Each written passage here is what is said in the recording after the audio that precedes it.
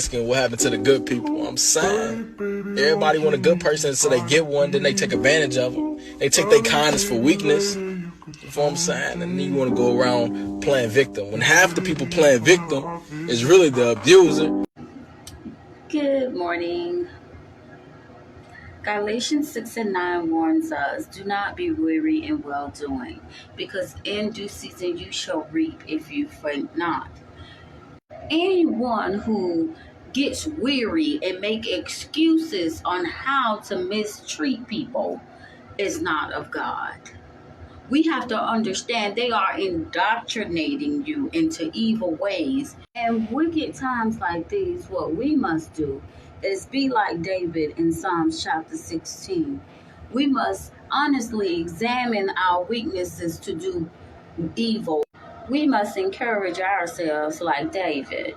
If you don't have anybody, seek out people that is doing what is good in the eyes of God and people. Fret not yourselves with evildoers, because they shall soon be cut off. There is a difference between God's people and the world. We must encourage ourselves to do what is godly and good. Encourage yourself in the Lord if you have no one else. Pray and seek God's people who reflect God's and good works. For God's sakes, do not ever use being good and use as an excuse to be evil. And for your sake, do not lean to your own understanding or the doctrine of devils, that being good is an excuse to do and become evil because you were mistreated.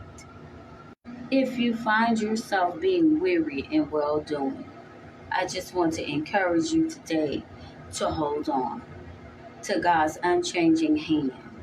May He strengthen you in your good works. Because though it may seem that you're not reaping your reward, seed time and harvesting does not come from man.